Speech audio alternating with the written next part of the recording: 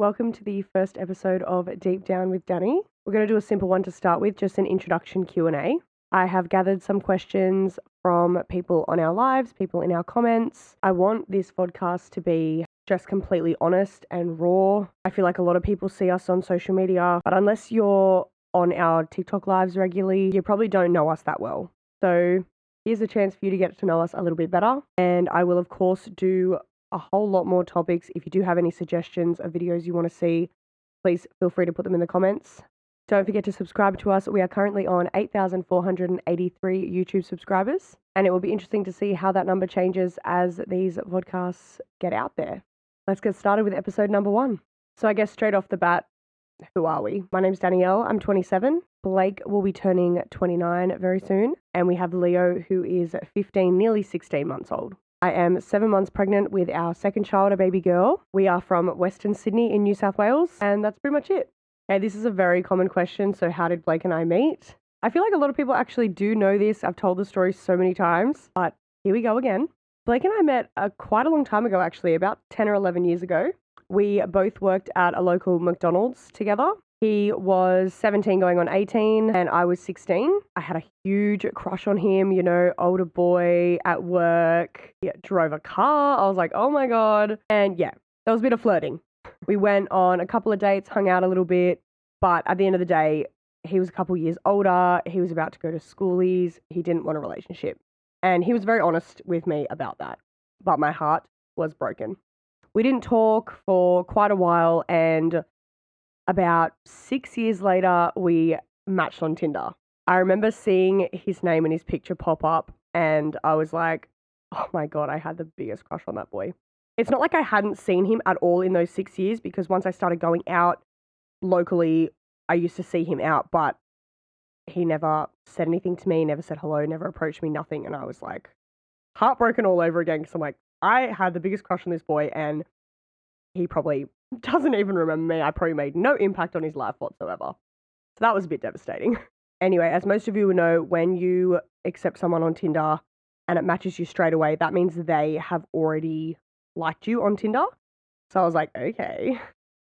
And I'm sure it was the next day or later that day that he actually messaged me. And I remember this so clearly for some reason, but his message was, well, if it isn't Miss Patterson. That was my surname at the time.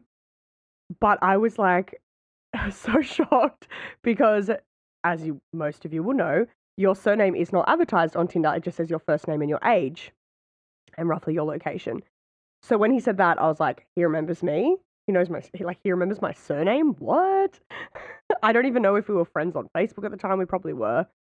But anyway, I was like, okay, I'm in. I'm in with this boy. And then everything just happened super fast. We started officially dating just under 2 months after we started talking again.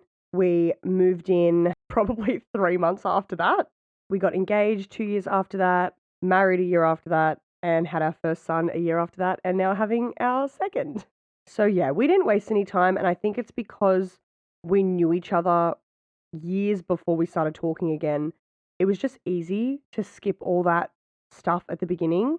But yeah, I kind of do love our story a little bit. It's like when you know, you know. Probably our next most common question is, how do we start on social media?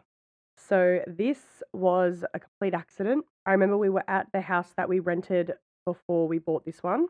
And I had seen TikTok come up a few times, but I'd heard about like how addictive it was. And I was like, I'm not going to start. I'm not going to download it. Blake one night said to me, have you seen this TikTok app? I said, yeah, I haven't downloaded it yet though. He downloaded it. I went out with my friends. I remember I was gone for hours. I swear I came back and he was still scrolling on TikTok. And that's when I went, you're addicted. I helped him do his first video that night. It was actually a transition video of him turning into our dog Thor. Look, it's still there. If you want to scroll all the way back, you'll find it. It was that song. It was really viral at the time. I used to be so beautiful. Now look at me. And so he put his arms up, and when he cut his arms down, it was Thor wearing the shirt he was wearing at the beginning. I don't know. I helped him do it. When I did it, I was kind of like, that was fun. I want to make these too. So I made my own account. Blake had this account. So our Danny and Blake account was originally just Blake's account, and I made my own. The Oi Danny videos started with Blake just saying, hey, I'm going to come in and say a joke to you. And I was like, okay. I was sitting there doing my makeup. He walked in, he said it, I reacted, and then he went to walk away and I said, hang on, I have a comeback. Can we film that again? And he was like, oh, okay. I was like, just see which one you think is better and post whatever. So he walked out, he came back in, he said the joke again. I said the comeback, and he went, yeah, that's good. I'm going to post that. The Oi Danny was not planned.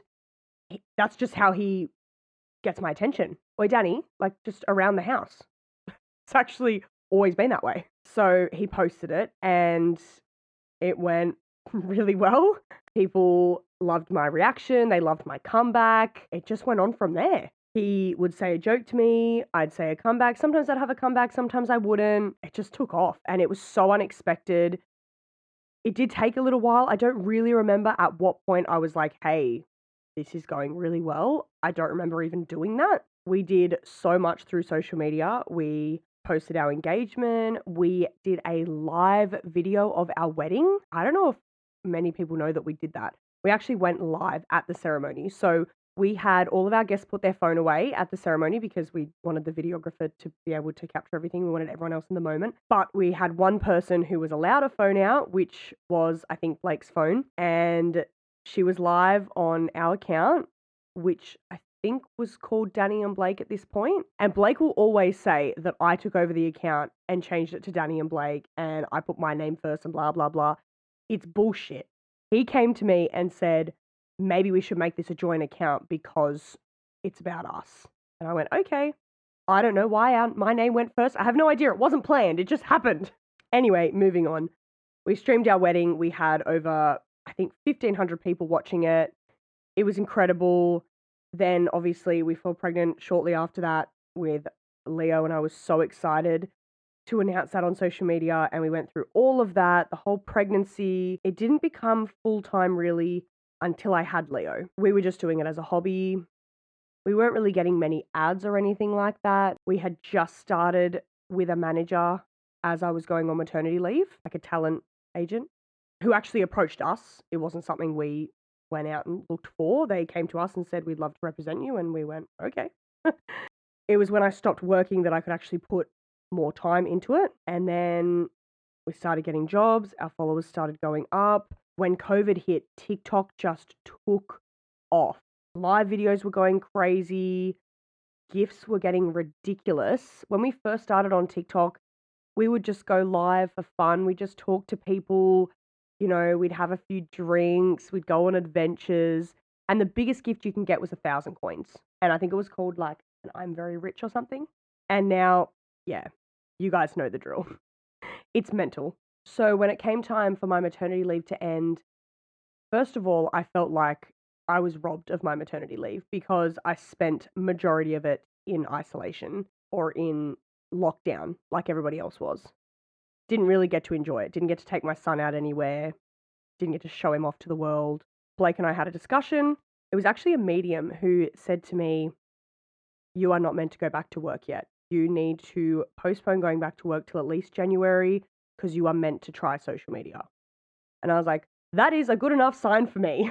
I think I sent an email to my work and said I didn't get to utilize maternity leave enough. I want to push it out till January and then I'll contact you in January to discuss what's going to happen next, when I'm going to return.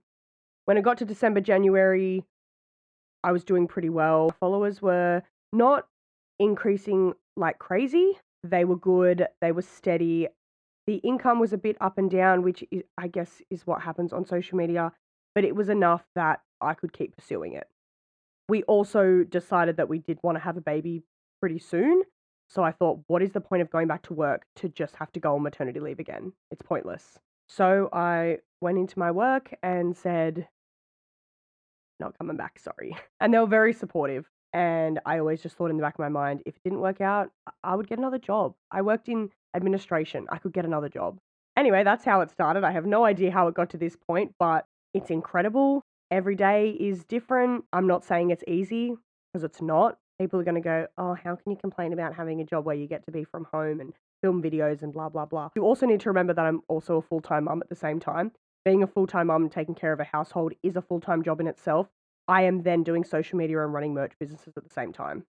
So it can get a bit crazy, it can get a bit overwhelming, but I wouldn't change it for the world because I absolutely love it. Never thought in a million years this would be my job. And I'm so grateful for it. I'm going to leave it there because I don't want these podcasts to be too long. I don't want people to get bored and disinterested. But if you have any other questions or topics that you want me to do for this podcast, please let me know in the comments. I would love to eventually expand this out and have guests, and who knows where this can go, but I just feel like sometimes the live videos on TikTok don't get seen by everyone that I would love to see them. So this is just another way to kind of chat to you guys. So I hope you enjoyed this. If you did, please give it a thumbs up. Make sure you're subscribed to us. All of our social medias are down the bottom of the page as well. Thanks so much for being here. Until next time, bye.